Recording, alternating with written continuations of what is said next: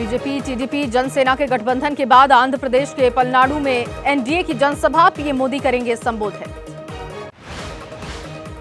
TDP नेता चंद्रबाबू नायडू ने जगन मोहन रेड्डी पर साधा निशाना, कहा 13 मई को चुनाव, हम जगन को वापस घर भेज देंगे। पीएम मोदी ने एक्स पर पोस्ट कर कहा, विपक्ष दिशाहीन और मुद्दा विहीन है, इसीलिए वापसी का पूरा भरोसा।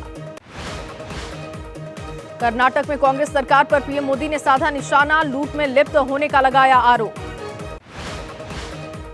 कांग्रेस नेता राहुल गांधी ने कहा, धारावी हिंदुस्तान के हुनर का कैपिटल, मोदी सरकार चला रही है दुनिया का सबसे बड़ा वसूली रैकेट। धारावी में बोली कांग्रेस नेता प्रियंका गांधी, आज आप देश में जितने विज्ञापन देखते हैं उनमें सच्चाई नहीं दिखती। कांग्रेस जोड़ो न्याय यात्रा का समापन, राहुल और प्रियंका गांधी ने चैत्य भूमि डॉक्टर बाबा साहेब आंबेडकर स्मारक पर अर्पित की पुष्पांजलि। मुंबई में आज इंडिया गठबंधन की रैली, खरगे प्रियंका सहित गठबंधन में शामिल दलों के नेता होंगे शामिल।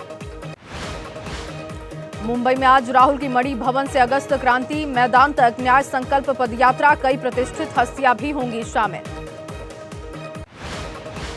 कांग्रेस नेता अशोक गहलोत ने कहा, भारत जोड़ो न्याय यात्रा का दिखने वाला है बड़ा असर। महाराष्ट्र कांग्रेस अध्यक्ष नाना पटोले ने किया बड़ा दावा, चुनाव लड़ने के लिए बीजेपी ने दिए हमें बहुत सारे मुद्दे।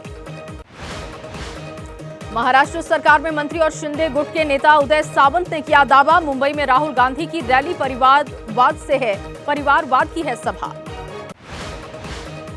लोकसभा चुनाव की तारीखों का ऐलान, 19 अप्रैल से 1 जून तक 7 फेजेज में लोकसभा के चुनाव, 4 जून को आएंगे नतीजे। 19 अप्रैल को 102, 26 अप्रैल को 89 सीट पर मतदान, 7 मई को तीसरे चरण में 94 और 13 मई को चौथे चरण में 96 सीट पर डाले जाएंगे वोट। 20 मई को 49 सीट, 25 मई को 57 सीट पर मतदान, 1 जून को 7वें और आखिरी चरण में 57 सीट पर वोटिंग। यूपी, बिहार, पश्चिम बंगाल में 7वें चरण में लोकसभा चुनाव होंगे। दिल्ली में 25 मई को वोटिंग, 4 जून को मतदान के नतीजे। 7 चरणों में चुनाव कराए जाने पर कांग्रेस अध्यक्ष खरगे ने उठाए सवाल, कहा 7 चरणों का मतलब लगभग सभी विकास कार्यों को रोकना। कांग्रेस नेता अधीर रंजन चौधरी ने एबीपी न्यूज पर कहा, कांग्रेस को मिलेगा जनता का आशीर्वाद, 4 जून को ये सरकार दोबारा नहीं आएगी। कांग्रेस नेता पवन खेड़ा ने पूछा, मणिपुर कश्मीर में चुनाव नहीं करा पा रहे, क्या ये गुड गवर्नेंस है? टीएमसी सांसद शांतनु सेन ने कहा, बीजेपी की जेब में है चुनाव आयोग, पीएम तय कर रहे हैं चुनाव की तारीख। पश्चिम बंगाल बीजेपी अध्यक्ष सुकांत मजूमदार ने कहा, हम चाहते हैं कि केंद्रीय बलों और सीआरपीएफ की उपस्थिति में पूरा चुनाव हो। मुख्य चुनाव आयुक्त का बयान, लोकसभा चुनाव के बाद जल्द ही जम्मू कश्मीर में होंगे विधानसभा के चुनाव। मुख्य चुनाव आयुक्त राजीव कुमार ने कहा, ज्यादा सुरक्षा की जरूरत के चलते एक साथ चुनाव मुश्किल। फारूक अब्दुल्ला ने पूछा, लोकसभा चुनाव के लिए हालात सही तो फिर विधानसभा चुनाव के लिए हालात कैसे हैं खराब? जम्मू कश्मीर विधानसभा चुनाव की तारीखों के ऐलान न होने पर कांग्रेस ने साधा निशाना, रविंद्र शर्मा ने कहा, चुनाव न होना दुखद। गुलाम नबी आजाद का बयान, कहा पहले से उम्मीद थी कि जम्मू कश्मीर में विधानसभा चुनाव का ऐलान नहीं होगा।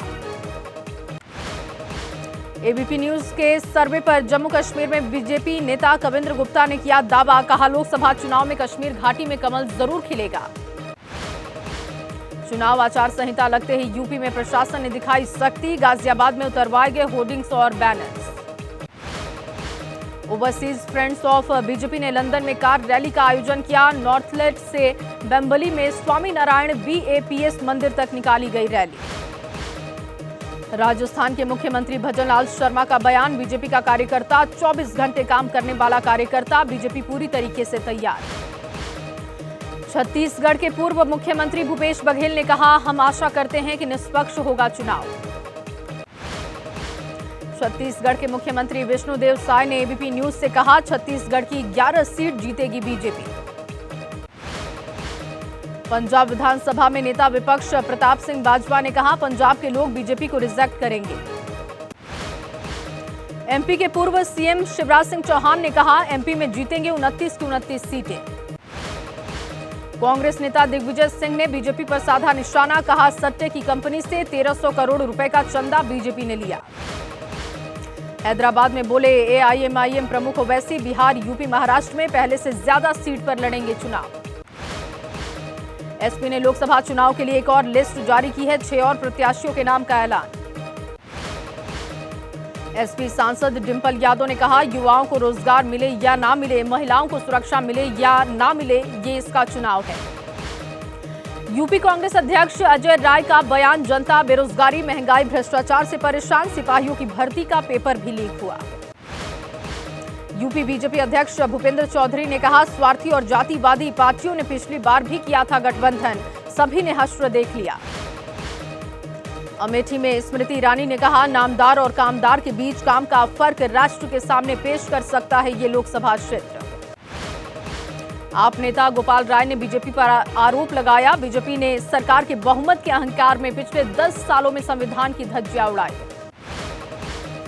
नई दिल्ली सीट से बीजेपी प्रत्याशी बांसुरी स्वराज ने कहा, पीएम मोदी ने परिवार के बड़े की तरह यूथ, महिला, वंचित हर वर्ग की फिक्र की।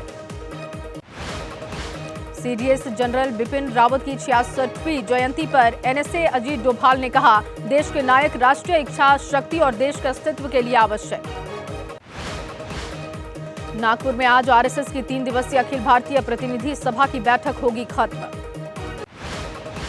बिहार में बड़ा प्रशासनिक फेरबदल हुआ, 71 डीएसपी का ट्रांसफर किया गया।